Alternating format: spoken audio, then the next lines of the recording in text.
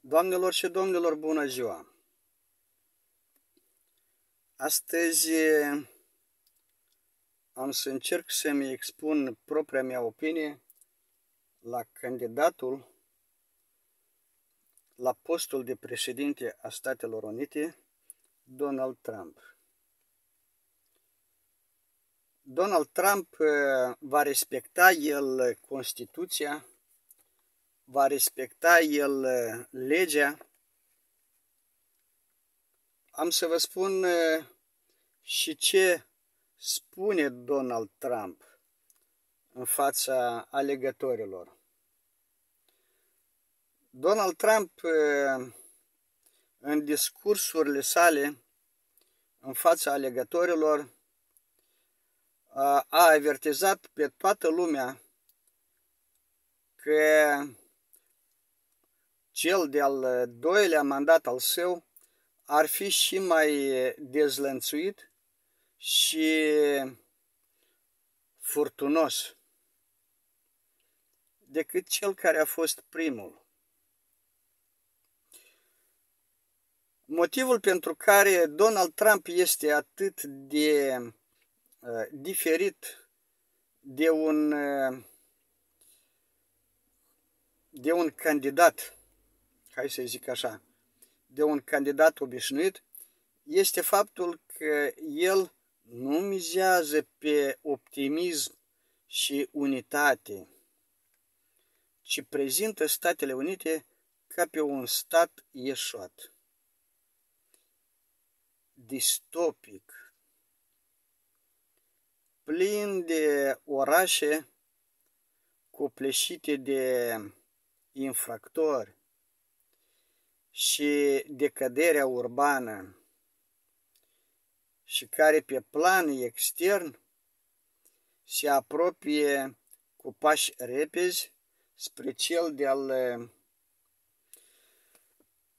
de-al treilea război mondial.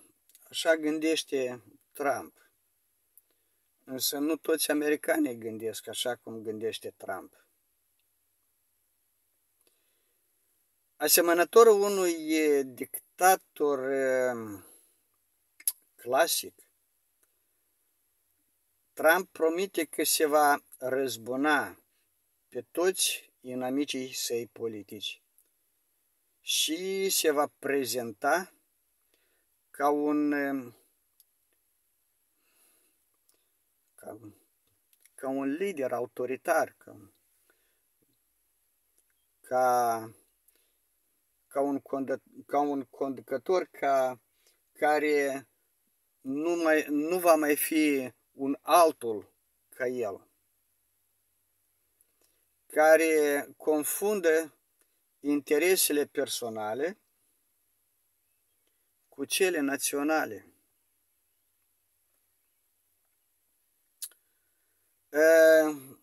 Într-un discurs al său, Trump spunea că suntem o națiune care și-a pierdut încrederea, voința și puterea. Nu cred eu că americanii și-au pierdut aceste trei calități a lor. Voința, nu mai cred, nu mai sunt eu de acord cu Trump. Au ei și voință, au ei și încredere, au ei de toate. Numai că așa gândește Trump. Și suntem o națiune care și-a pierdut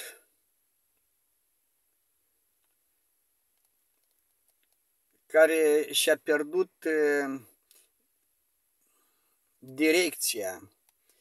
Nu mai cred eu ca poporul american să nu știe pe ce cale trebuie să meargă. Ei știu destul de bine ce vor să obțină. Însă Donald Trump, aici mai mulți susținătorii lui Donald Trump, chiar și Donald Trump, ei nu știu ce vor ca să obțină. Vor să obțină să transforme Statele Unite dictatură, cum a fost Chile Pinochet, cum a fost în Chile Pinochet, sau cum a fost fosta comunismul din Uniunea Sovietică. Nu știu cam la ce se referă Donald Trump. El spune că anul 2024 este bătălia noastră finală. Vom demola statul profund și vom da afară pe cei din guvernul nostru care susțin războaiele. Nu mai susține guvernul Statelor Unite războaiele. Ei susțin poporul care vrea ca să devină liber, care vrea ca să gândească liber, ca să muncească liber, ca să nu fie asuprit de alte popoare, de alte nații. Cam aceasta este gândirea a unui popor american. Dar nu chiar așa cum spune Donald Trump. Și iată aici e un gând foarte, foarte bun al lui Donald Trump, care el spune că îi vom alunga pe globaliști, îi vom izgoni pe marxiști și comuniști și pe fasciști. Marxismul și comunismul nu a fost niciodată în Statele Unite. Marxismul și comunismul a fost în fosta Uniune Sovietică. Comunismul a existat în Federația Rusă. Rușii au inventat comunismul și nici de cum în Statele Unite. Știți destul de bine că toți europenii l-au susținut pe Lenin, pe ideile lui, care a făcut revoluție și care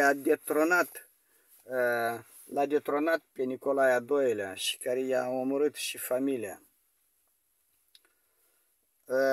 Bine, eu poate că unul matur are careva greșeli, dar să ucizi tu copiii, să-i omori, asta deja nu încape nici într-o ramcă.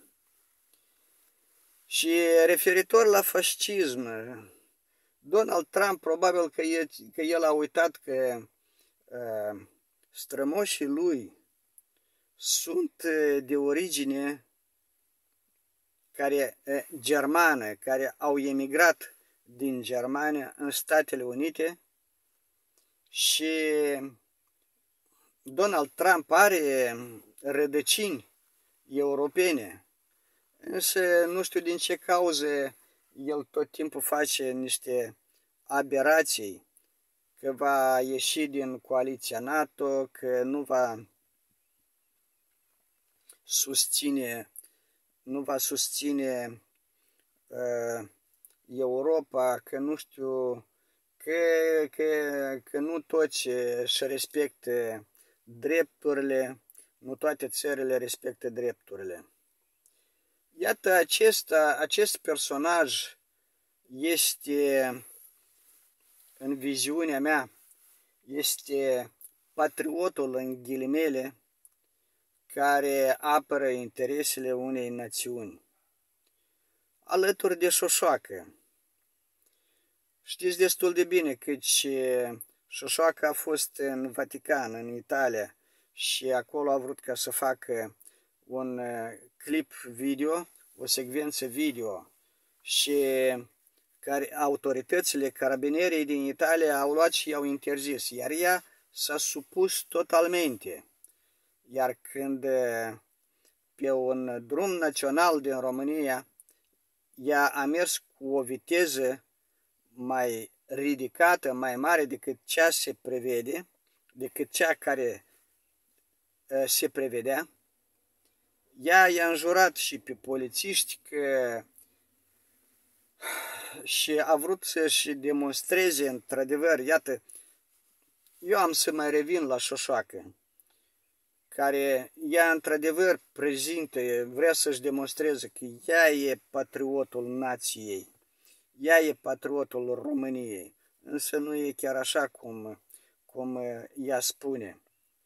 Șoșoacă, ea apără interesele Federației Ruse, știți cu toții de acest lucru, și care ea își imaginează căci ea va elibera România, însă ca atare ea implică în discursurile ei, ea implică poporul român, vrea să-l implice într-un alt război. Ea crede că dacă Putin va câștiga Ucraina, deci Putin, rușii îi vor da pământurile care au fost luate după anul 40 și anexate la Ucraina. Rușii niciodată nu o să facă acest lucru. Ei, din contră, o să spună că acestea sunt pământurile noastre istorice, ba chiar mai mult, ei vor ca să ajungă până și în București. O zi bună vă doresc, sănătate, aveți grijă de voi.